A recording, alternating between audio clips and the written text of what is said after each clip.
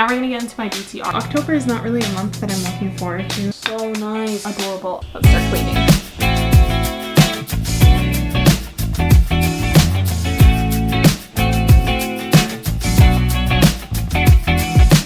Okay, so for this month I have 4 goals that I have set, and especially when I set goals, I try my best to make them SMART goals. If you don't know what SMART goals are, it's pretty much an acronym for goals that are specific, measurable, attainable, realistic, and time-bound. The first goal I have is I want to study anywhere between 10 to 14 hours a week. Now I guess that could kind of sound like it's a lot, but really when I break it down, it makes sense to me personally, and I pretty much want to average it out to at least study like the minimum 2 hours a day for a subject. More than that would be amazing and that would be great, but at least get in 2 hours of studying, and I feel like that's relatively doable. It's also realistic, and I can do this either in the morning or even in the evening time. The next goal that I have is I want to upload every Sunday. Now if you've been on my channel and you've seen my videos, you definitely know that I am not the most consistent with an upload schedule, and consistency is something that I struggle with a lot. So I do want to try my best to upload every Sunday. And the way that I'm going to try to attain this goal is by making sure that I have a video pre-filmed. So for instance, if I have a video concept idea, like for instance this video that I'm filming right now, which is my October reset video and plan video, I could either dedicate an entire day to filming that video, or I could split up the filming into different days. That way it doesn't feel too overwhelming, and that way I'm not trying to slap together a video last minute, and I feel like doing that will just be more realistic and more attainable for me. Next, I want to meditate and reflect on a Bible verse every day, or even have a weekly chapter that I reflect on, whether it's just a simple verse that I read in a book in the Bible, or whether it's an actual chapter that I read. I actually want to put the effort in to actually sit down, memorize it, and keep it in my heart and in my mind, because spending time with God has definitely been something that I've really wanted to do more of, and I tend to find it's an area that I'm lacking in. I tend to find that I can get almost everything else done and kind of leave God at the very end, or not really pay attention to him. So this month I definitely want to spend more time with him, and I want to make him a priority. And lastly, I want to give myself time to relax. I feel like I struggle with this a lot. I have an issue with starting things, and it can be difficult for me to start things, but it can also be very difficult for me to end things. I could sit down and I could start doing homework, and I could sit down for 5 hours and just work, which I guess is great, but if you think about the longevity of it, it's not the most realistic, and it's also not the most attainable, because that's going to burn you out faster. For me personally, the way I'm going to try to attain this goal is I'm going to cut off my work time at 7:30. So once it's 7:30, I'm not going to be doing any more homework. I'm not going to be doing anything school related or work related. I'm just going to use this time to wind down, to get ready, to go to bed, help out around the house, and also just relax, because at the end of the day, it's always great to be productive and to get work done, but if you're never giving yourself that time to reset and relax, you're going to burn yourself out. So now we're going to get into my BTR. These are books to read, or books that I plan on reading this October season. I tried to average it out to 3 books that I really wanted to read. I could read more, but because I'm a full-time student, unfortunately I don't have the time to do so. But one thing I really want to do is I want to pace myself with these books. I have a bad habit of when I start a book and I really like it, I don't put it down until I finish it. So we're just going to be working on that this month. But the 3 books that I have are these. I have A Silent Patient, A Good Girl's Guide to Murder, and In the Dark We Forget. These are all murder mystery type books, and I feel like that's kind of fitting for the fall October theme, I guess you could say. So the first one is A Silent Patient. I've talked about this book before. I haven't read it yet, but pretty much, once again, just to a refresher recap, there's a girl, her name is Alicia Bennerson, and she also has a husband, his name is Gabriel Bennerson, and pretty much her husband comes home late one day, and then she ends up shooting her husband in the head 5 times, and then she ends up being put in a psych ward, and then there's this criminal therapist that comes to visit her, and his name is Theo, and pretty much he's questioning this woman, trying to figure out why she ended up murdering her husband, because before, as they're investigating, she had a healthy marriage, she had a healthy relationship with this guy, he was pretty much perfect, so he's why'd you do this? And obviously it's called The Silent Patient because every single time they have a session, she doesn't say anything, she just keeps quiet, but through those sessions he ends up figuring out what happened and why she did what she did. Again, this is a psychological thriller. Very excited to read this one. Next, we have A Good Girl's Guide to Murder. I've heard this one on book TikTok. So many people were talking about this book last year, but pretty much there's this popular girl in the school, her name is Andy Bell. She ended up getting murdered, and then she also had a boyfriend named Sal Singh, and then he ended up himself. So then after the police try to investigate into this case, but they can't really find anything, they don't pick up any trails, so they close it.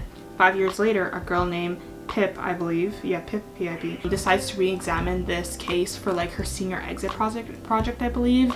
So then after, through the process of trying to investigate and figure out why this girl died, she ends up discovering more secrets, and then she realizes that the people who are involved aren't as innocent as they play out to be. So very excited to read this.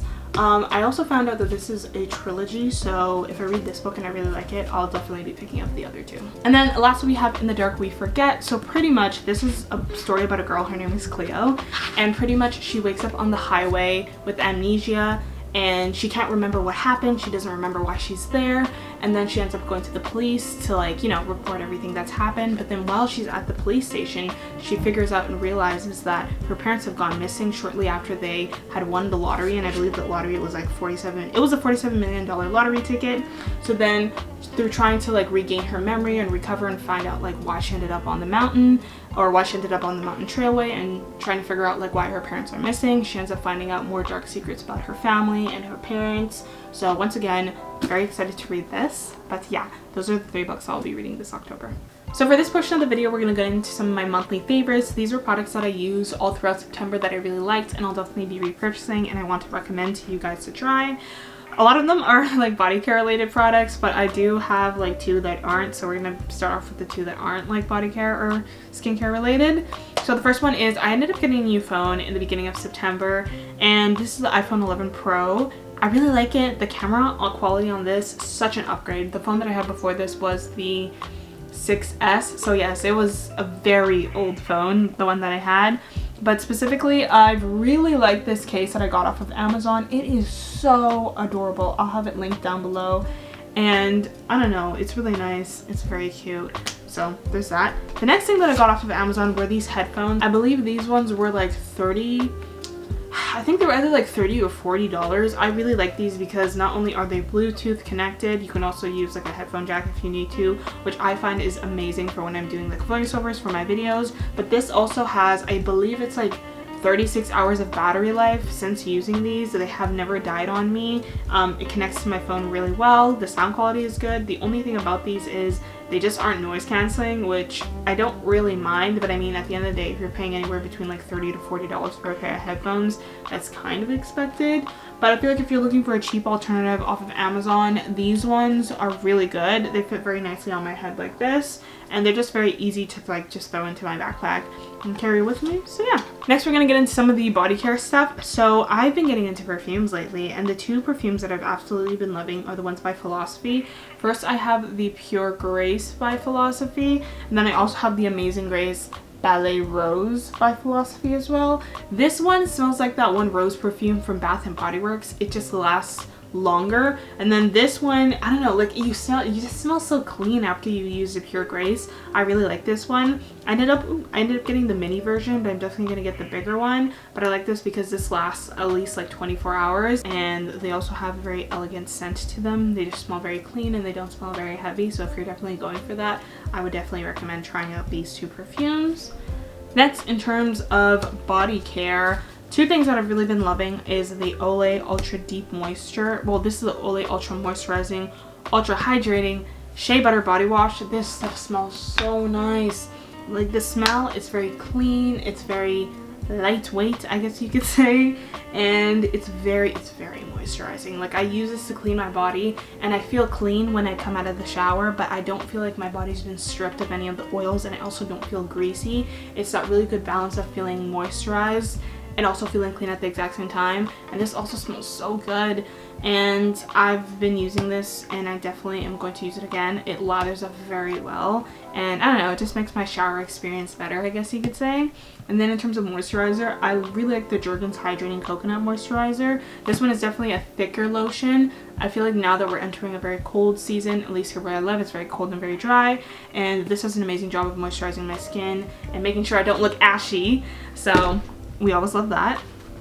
And then the last 3 products, I have talked about these products in my skincare video. My skincare video, the day that you're watching, like, it'll already be up by the time this video has went live. But the first product that I've used that I really like is this Rare Beauty Tinted foundation. This is in the color 480W. Y'all, one thing that really drove me to this, and one reason why I like it so much, is just because when I put it on my face, it feels like skin. Like, it doesn't feel like heavy or like cakey or anything of that sort, and that's one thing that I really appreciate about this. I tend to find that a lot of foundations do feel very cakey and very heavy. This also has like the stick applicator. This is very thick, which I really like. The last two things that I've been using is there's this Florence by Mills lip mask. I have recently been obsessed with lip masks. I prefer using them over like chapstick. I just find that it hydrates my skin. Not my skin. I just find that my lips are far more hydrated when I do use a lip mask. And then I've also been using the Innisfree Intensive Hydrating Serum with the green tea seed. This is a facial serum. If you ever see my skin looking like healthy or glowy or like dewy, I guess you could say, it's this. Like, I've been using this and I absolutely love it. It's been such a game changer in my skincare routine, and I definitely recommend that you guys try it. I'm gonna be 100% honest with you, October is not really a month that I'm looking forward to, just because this is definitely once things are starting to pile up and when there's more being put on my plate. Like, the first month, like September, was a breeze, honestly. Like, keep in mind I'm taking 6 5-credit courses right now, so September really wasn't that hard, but this month I have multiple exams that I have to write, quizzes that I have to do, group of projects that I have to do, and then smaller assessments in between those exams as well. So right now, just looking at it from a big picture, I am very overwhelmed and I'm very anxious just because I don't know exactly how I'm gonna get everything done. But one thing that I really am trying to do this month is take baby steps and obviously plan, which is what I'm doing right now, because obviously when you are given a big assignment, just looking at it as a whole is very intimidating. But when you break it down into steps and actually give yourself the time to do the assignment in the span of a couple of days, it makes it far easier. So that's really what I'm trying to do.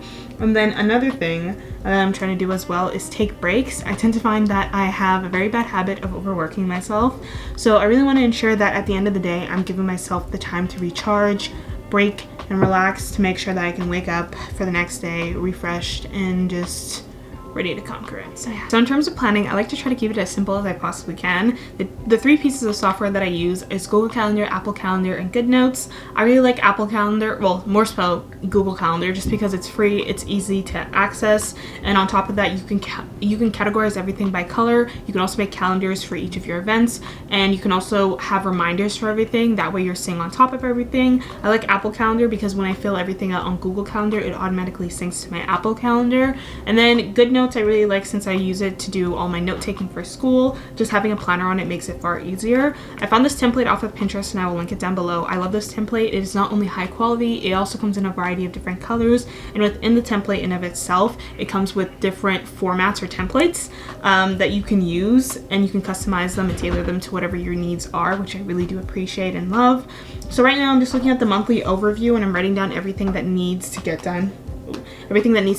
For this month. So I'm pretty much done with that, and then I'm gonna go in with the weekly overview and then just write down everything that I'm gonna need to get done for that week. I tend to find that when I do this and I break down my assignments into smaller steps, it's just easier for me to manage, and mentally it doesn't stress me out as much as it would if I just look at like the big picture. I tend to find that by breaking down my assignments and planning everything on a monthly basis, a weekly basis, and also a daily basis, it makes managing whatever assignments and tasks I have to get done far easier, so it doesn't feel as intimidating. Okay, so we're gonna have a change of plans quickly. I decided that I was gonna do my nails and I'm going to study a little later, just because for 2 reasons. The lighting is really good right now and I want to record this, and honestly I kind of prefer studying later in the day, but yeah, that's a different conversation. So I have all my materials laid out here. I think today I kind of want to just mainly focus on nail care and not necessarily coloring them, just because I'm about to go downstairs and eat and have dinner soon, so I don't want to have to like worry about my nails being wet. But I'm gonna show you guys what they look like right now. Like, this is what my nails look like. Natural, nothing on them. I don't put cuticle oil on them as much as I want to be honest. Since I've used this, since I purchased this cuticle oil, I think I've used it maybe like 2 times, but I have relatively strong nails. Like, if you can hear that, that's just them natural in their natural state. But for all of the materials that I'm going to be using today, I'm going to be using this Sally Hansen cuticle remover. I just got this stuff from the drugstore. Then I also got the nail oil, if you can see that. Can you see that? Yeah. honestly, to be honest, I feel like a nail oil isn't really necessary. If you just go to the store and get extra virgin olive oil or like virgin coconut oil, it can do the exact same thing. And then for the base coat, I'm just going to use this Sally Hansen's Good Kind Pure clear coat. And then I have some nail files here with me. I have a nail clipper to help like clip and shape my nails, a cuticle cutter for my cuticles, and then this little like tool thing here to like push back my cuticles. So I'm very excited. We're gonna get started with like the nail care.